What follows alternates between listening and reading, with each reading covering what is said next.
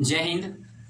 हम आज हिंदी व्याकरण पाठ 12 में चल रहे हैं। हिंदी व्याकरण पाठ 12 में हमने चल रहे हैं। ये चैप्टर का नाम है संधि, यानी संधि। ये चैप्टर है संधि, और संधि में हमने इस चैप्टर संधि में हमने व्यंजन संधि एवं विसर्ग संधि के नियम देखेंगे। और यह खंड जो इसका रखा गया है खंड 4 में हमने खंड तीन में पढ़े थे व्यंजन संधि के नियम। व्यंजन संधि के नियम खंड 3 में भी पढ़े थे, और खंड 4 में भी व्यंजन संधि का कुछ नियम है और कुछ विसर्ग संधि का नियम है। तो व्यंजन संधि के व्यंजन संधि के नियम 6 में हम थे, और व्यंजन संधि के नियम 6 में मोह संबंधी नियम चल रहे थे। और मोह संबंधी नियम में हमने फर्स्ट पढ़ा लिया था। मोह संबंधी नियम में हमने इसका फर्स्ट मोह संबंधी नियम हो गया था। अब मेरा ये सेकंड मोह संबंधी नियम है। और मोह संबंधी जो नियम है, यानी मोह में हलंत यानी तिरछी रेखा, मोह हलंत तिरछी रेखा, मोह का यानी हलंत का हलंत दिया था, इसका हल कहते हैं, यानी हल को जिसको हम तिरछी रेखा कहते हैं। तिरछी रेखा मैंने पीछे बता चुका है, यानी तिरछी रेखा यानी मोह में हलंत यानी तिरछी रेखा का मेल यदि, यानी तिरछी रेखा का मेल यदि य र ल व और तालब स मूर्धन स दन स और ह से हो तो मोह हलंत यानी तिरछी रेखा सदैव अनुस्वर ही होता है, यानी सदैव मोह अनुस्वर ही होता है। ठीक है, यानी मोह का मेल यदि य र ल व तालब स मूर्धन स दन स ह से हो तो मोह सदैव अनुस्वर में ही होता है। यानी मोह हमेशा अनुस्वर, यानी अनुस्वर मतलब क्या, इस प्रकार का अनुस्वर, विसर्ग, अनुस्वर और विसर्ग यानी अनुस्वर, इसे हम अनुस्वर कहते हैं। ठीक है, अनुस्वर यानी जैसे में सम जोड़ योग, मोह में हलंत है यानी हल लगा हुआ है, तिरछी रेखा लगा हुआ है, मोह यानी सम जोड़ योग, संयोग यानी संयोग, अनुस्वर आ गया मोह के स्थान पर, संयोग। सम जोड़ रक्षक, संरक्षक, सम जोड़ सार, संसार, सम जोड़ हार, संहार। ठीक है, अब हम इसका मोह संबंधी तीसरा नियम, मोह संबंधी तीसरा नियम, मोह हलंत यानी मोह के बाद मोह, यानी मोह हलंत के बाद मोह आने पर, मोह हलंत के बाद यानी मोह हल यानी तिरछी रेखा, मोह हलंत के बाद मोह आने पर तिरछी रेखा, यानी इस प्रकार का रेखा जो है तिरछी रेखा कहते हैं, यानी तिरछी रेखा। ये इस हलंत जैसे मोह में हलंत लगाती, जो हलंत जो है ये तिरछी रेखा है। कौन रेखा है? तिरछी रेखा, जिसको हम हल कहते हैं, किसी क्या कहते हैं? हल। ठीक है, तिरछी रेखा यानी मोह के बाद मोह, यानी मोह के बाद मोह आने पर कोई परिवर्तन नहीं होता, यानी मोह के बाद मोह ही आने पर, यानी मोह हलंत के बाद मोह आने पर कोई परिवर्तन नहीं होता, यानी वही रह जाता है, कोई परिवर्तन नहीं होता है। यानी सम जोड़ सम्मान, यानी वही शब्द रह गया मोह और मोह, यानी मोह आधा मोह और पूरा मोह, सम्मान, सम जोड़ मान सम्मान, सम जोड़ मति सम्मति, यानी कोई परिवर्तन नहीं होता।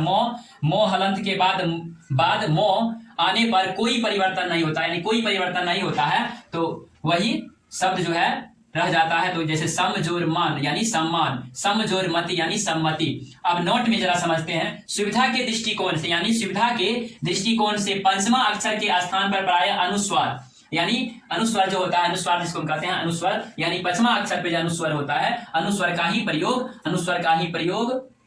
का ही प्रयोग किया जाता है। किस पे? पंचमा अक्षर के स्थान पर प्रायः, जो पांचवा अक्षर होता है उसके स्थान पर प्रायः किसका प्रयोग किया जाता है? अनुस्वर का प्रयोग किया जाता है पांचवा अक्षर के स्थान पे।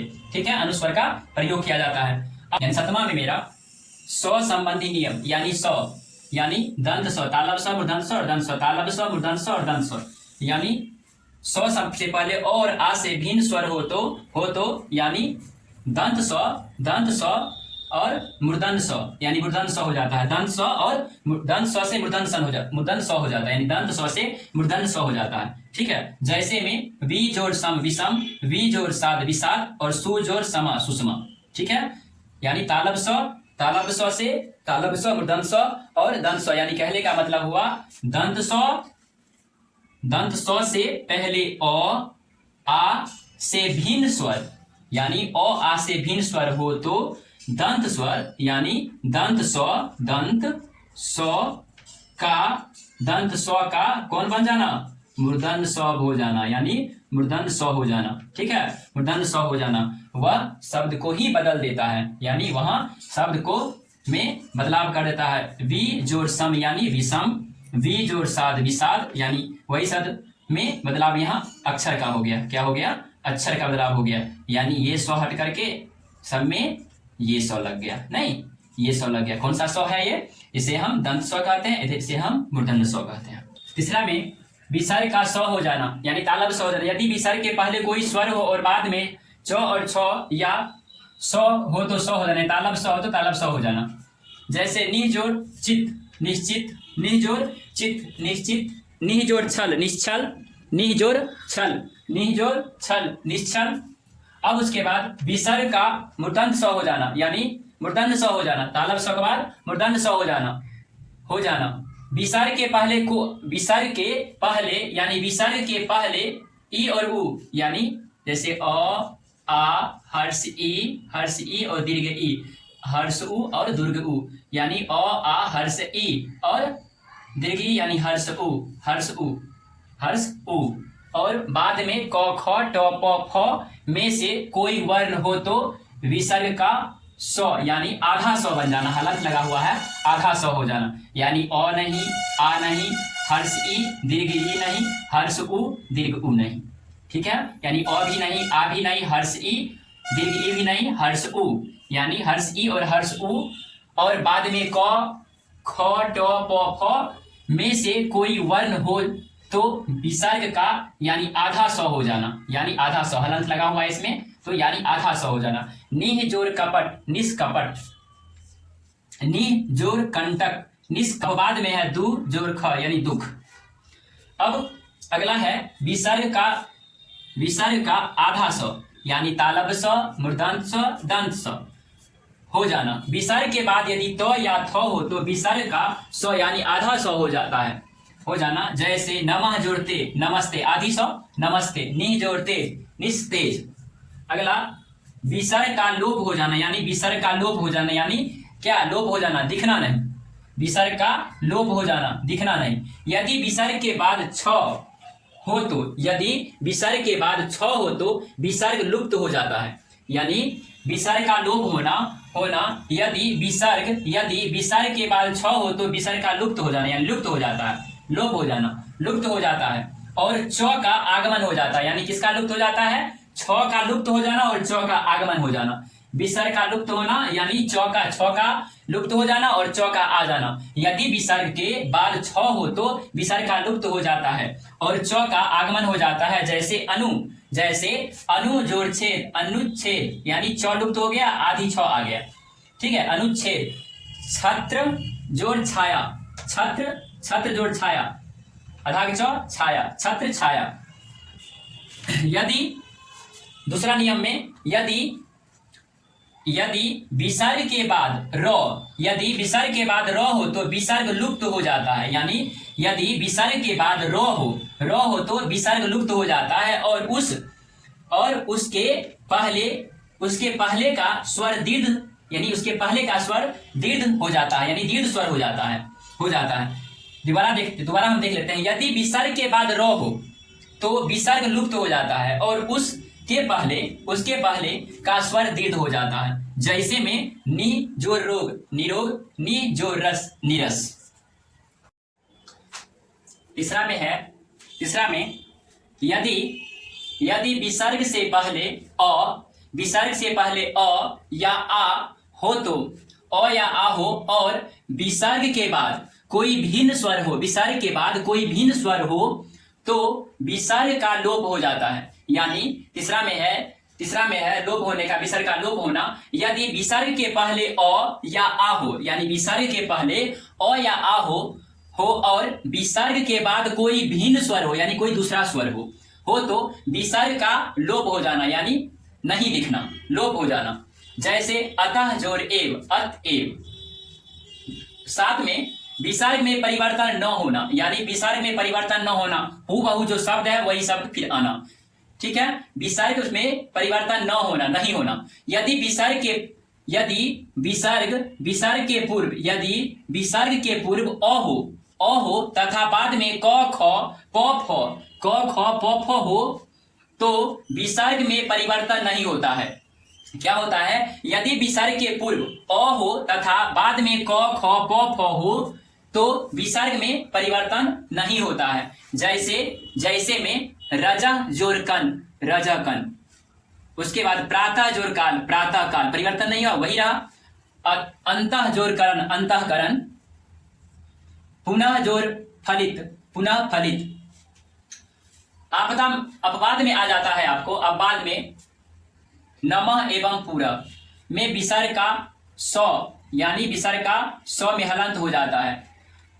जैसे में यानी हलंत यानी आधी सौ बन जाना, यानी सौ का आधी सौ बन जाना, जिस प्रकार का सौ बन जाना, आधी सौ बन जाना। या जैसे में नमः जोरकार नमस्कार आधा सौ बन गया, पूरब जोरकार पुरस्कार पुरस्कार। अब आगे है हिंदी की कुछ विशेष संधियां, यानी हिंदी में कुछ विशेष संधियां हैं, उस पर जरा देखेंगे। संस्कृत की संधियों के अतिरिक्त, यानी संस्कृत में जो संधि है उसके अतिरिक्त हिंदी में कुछ विशेष संधियां हैं। यानी संस्कृत की जो संधियां जो है संस्कृत की संधियों के अतिरिक्त हिंदी की कुछ विशेष संधियां हैं, परंतु अभी तक स्पष्ट नहीं है, परंतु अभी तक पूर्ण रूप से स्पष्ट नहीं है। तथापि कुछ का परिचय निम्न है, परंतु जो है ना कुछ का परिचय निम्न है जो हम लोग कर रहे हैं। आ का अ हो जाना, आ का अ हो जाना, मतलब आ का अ हो जाना। जैसे में आमचूर आ है, लेकिन इसका जब शब्द बनेगा आमचूर का तो अमचूर हो जाएगा। ठीक है।